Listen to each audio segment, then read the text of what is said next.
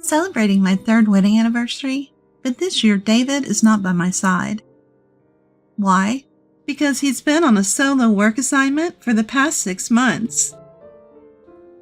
If he can't come home because of work, then I'll surprise him by going to see him. I'll dress up real special. But what I saw at David's place of assignment was him entering an apartment with a woman I've never seen before. I can't believe this. How could he cheat on me like this? Is this who he really is? Well, 2 can play that game. And so began my quest for revenge on David. My name is Karen Smith. I'm 29 years old. I work a regular job while maintaining a married life, a working housewife. David and I have been married for 2 years now. Adding in the time we dated, we have a relationship that spans about 5 years. We met through mutual friends during my first year in the workforce. One of my college buddies worked at the same company as David, and we happened to run into each other at a pub. I was alone. They were having a drink with colleagues. A friend noticed me and invited me to join, and that's how it all began. From there, David and I started exchanging contact information and texting. At the time, my head was full of work. I couldn't imagine dating anyone. Apparently, David felt the same way. Whenever we had free time, we'd meet at a pub and vent to each other. Listen, David, my boss got mad at me today for the dumbest reason. Oh man, I totally get it.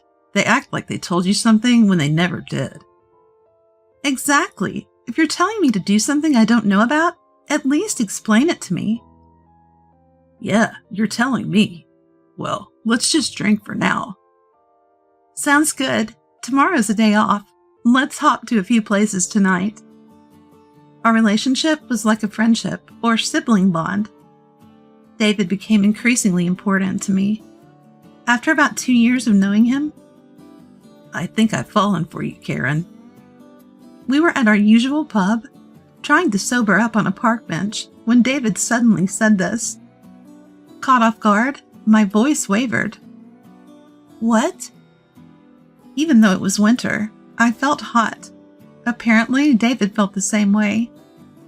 His face, illuminated by the moonlight, had a faint blush, and I knew it wasn't because of the alcohol. Seeing my confusion, David continued. Karen, will you be my girlfriend? Are you sure about me? Yes, it's you that I want, Karen. We're like best friends who can talk about anything and care for each other. I think you're the only one I can have that kind of relationship with. David! And so, a romantic relationship began. It felt more like a friendship than a romance, but it was happiness nonetheless. Fast forward 6 months, and we were approaching our 3rd wedding anniversary. For the last 2 anniversaries, we reserved a restaurant, had a delightful dinner, and came home to eat cake. We could either continue the same tradition this year or try something new. Even though the date was half a year away, I couldn't stop thinking about it. Then one day, I had just gotten home and was preparing dinner while waiting for David. About an hour later, David came back. I was frying chicken, so I couldn't leave the kitchen, but I yelled, "Welcome home!" But there was no reply from David. I had definitely heard the front door, and usually he would say, "I'm home."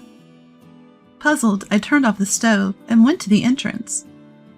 David was standing there, looking downcast. Confused, I spoke to David.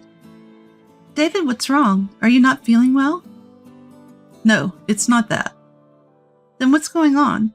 You look really down. Something came up at work today.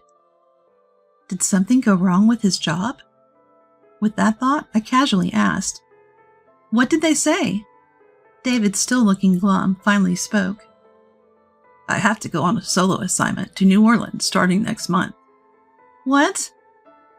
The guy who was supposed to go had to quit because of family reasons, so they want me to go instead. You're kidding. Why so suddenly? And New Orleans is so far away. I'm really sorry, but there's a promotion involved, and I couldn't say no.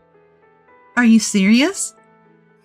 According to David, it was difficult to turn down the assignment given the circumstances. It was only for 6 months, and considering his future, the promotion was important.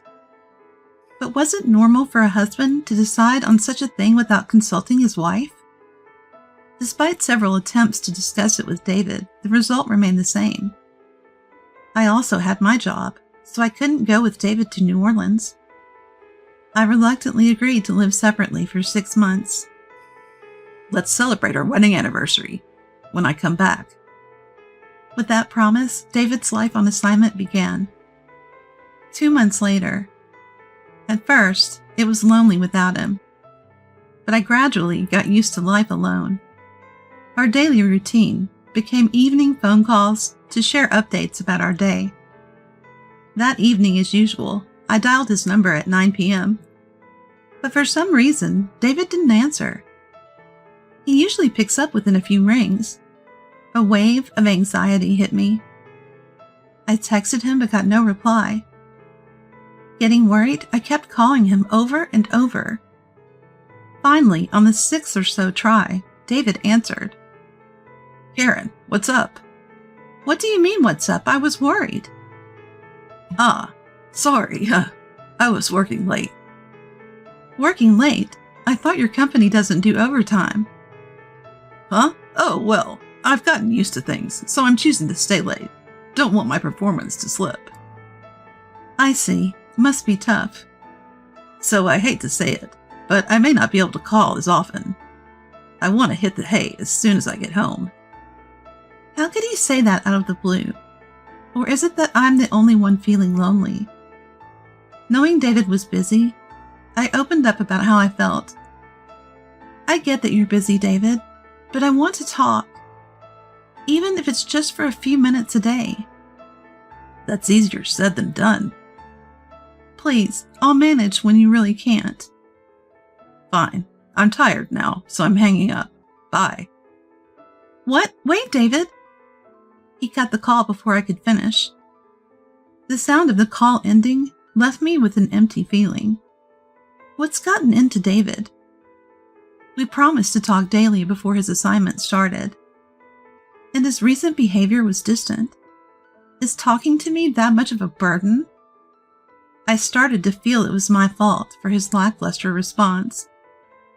It was already hard not being able to see him, and now we couldn't even talk? The loneliness was piling up. Time flew, and it had been 5 months since David left for New Orleans. Our wedding anniversary was fast approaching, but the state of our relationship was far from marital. We barely texted, let alone talked on the phone. Even if I responded quickly, David would take days to reply. I just want to hear your voice over the phone, even if it's brief. Despite my plea, he stubbornly insisted he was too busy. The mood wasn't right for discussing our anniversary, and our conversations became increasingly superficial. Our anniversary was just 3 days away. I subtly texted David, "Can you come home this weekend?" If he remembered our anniversary, he would surely come home. Even though we could celebrate once his work assignment was done, I just couldn't help but want to see him now. Then a call from David came through. It had been a while since he initiated contact, so I answered, filled with anticipation. "Hey, David." About the text I sent. Sorry, can't do it. What? I've told you, I'm swamped with work. Can't make it home. You're kidding. That's the way it is. And just like that, David hung up. Such a brief conversation after so long. Only a few seconds? David sounded rushed over the phone, giving me the impression he was swamped with work. I felt down that David couldn't come home, but then it struck me. That's it. Why don't I go to him? Make it a surprise. If David's too busy to come home, I should go to him. How did I not think of this simple solution before? Decision made. I was all set to surprise David over the weekend. Fast forward to our anniversary day. I was on a flight to New Orleans where David was on assignment. It was Saturday, and David was likely working.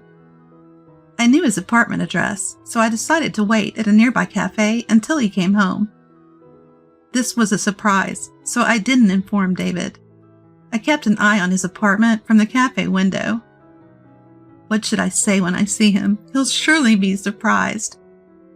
Lost in thought and excitement, I looked outside and saw someone who looked like David. As I was about to pay and leave, an unbelievable scene caught my eye. What? You're kidding me. A young woman quickly ran up to David, who was waiting outside his apartment. He greeted her with a warm smile and caressed her head. Arm in arm, they both went into his apartment, looking happy. The David I knew was gone. My intense desire to see David shattered in an instant. I can't believe it. He lied about being busy and was cheating on me. How much more does he plan to humiliate me? I can never forgive him. I'll make them both regret this. Any remaining love for David evaporated, replaced by a thirst for revenge. I immediately caught a flight back and headed straight to a reputable law firm.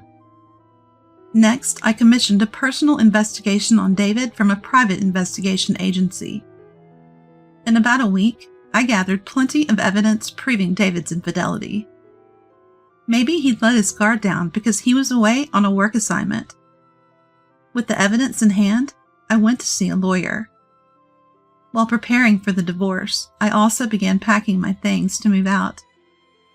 I managed to finish moving 2 days before David returned home from his assignment. Since the apartment we lived in was originally in my name from my single days, I ended the lease when I moved. And finally, the day David was to return home arrived. After dinner, I was thinking it should be any moment now when, as expected, the phone rang. Taking a deep breath, I answered. David immediately started yelling, "Hey, Karen! What the hell is going on here?" "What do you mean?" "Don't play dumb. Why are so many things missing from the house? Even the appliances are almost all gone." "Well, that's because I moved them to my new place." "What? New place?" David seemed unable to grasp the situation, raising his voice. "What do you mean?" So I kindly explained. "I moved out because I don't want to be your wife anymore." "What? What are you saying? I just got back from my work assignment." "That work assignment must have been fun. Cheating behind my back, huh?" The moment I said cheating, David started to stammer. Thinking he could somehow talk his way out of it, he fired back. "What are you talking about? Cheating? I would never do such a thing." "But you did, right?" "No, I didn't. Are you still holding a grudge because I couldn't keep in touch due to work? It couldn't be helped. I really was busy. I was working even on my days off." "Wow, you're good at lying. I saw it, you know." "Saw what?" "I saw you going into an apartment with a young woman at your work assignment location." "What?" David probably hasn't fully comprehended my words. "No way. I would never cheat," he muttered as if talking to himself. That's when I sent all the photographic evidence of his infidelity to his phone. "So, can you still say you weren't cheating after seeing what I just sent?" What is this?" "I hired a private investigation agency after I found out you were cheating. Can't believe I got this much evidence in just a week's personal investigation. You must have felt really secure during your assignment, huh?" "No, this isn't what it looks like." Confronted with the evidence, David was visibly shaken. Even while panicking, he insisted. "It's not cheating. She's just a junior colleague." But of course, all his claims were nothing but lies. The private investigator's photos made it pretty clear. There were shots of them kissing in public and walking arm in arm like a couple. So there's no way out for David now.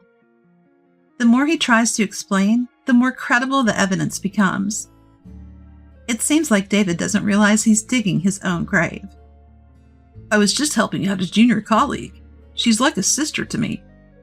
I only love Karen. His ridiculous excuses make me more disappointed than angry. I had enough and said point blank, "Stop it, David. It's pretty obvious you're cheating." No, you've got it all wrong. She's just a colleague. So, you kiss and cuddle with just colleagues? Wow, that's creepy. No, it's a misunderstanding. Let's meet up and talk it over, you'll see. I finally reached my breaking point. Shut up! What? Karen, what did you just say? I said shut up, you awful man. At the sound of my shouting, David was at a loss for words. Furious, I yelled at him through the phone. You think your pathetic excuses will fly? Who'd believe a cheater like you? I'm done trusting you, David. Count me out. Wait, Karen. Let's at least talk. No more talking, got it? I'll make sure you and your affair partner pay every dime in the divorce settlement. And I'm telling both our families and your workplace, prepare for your life to be over. I hung up without waiting for David's reply. Deleted his contact information, cutting him off completely. After that, I divorced David. I took legal action, demanding a lump sum payment for damages in the divorce trial. Apparently, David emptied nearly his entire savings, and his affair partner went into debt to pay. This led to a big fight between them, and they broke up. Or rather, David got dumped. After the divorce was finalized, I reported everything to both families and their employer. Since the affair partner was a junior colleague from David's remote workplace, they both got fired. His finances drained, relationship ruined, and now jobless. David's chances of recovery seem slim. He sought financial aid from his family, but they disowned him upon learning about his cheating. It's pitiful, really.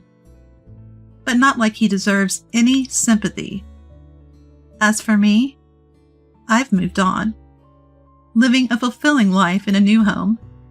My job is going as well as ever, and I spend my free weekends engrossed in my newfound hobby of crafting. Being alone doesn't feel lonely anymore. I plan to use my time joyfully, living life for myself.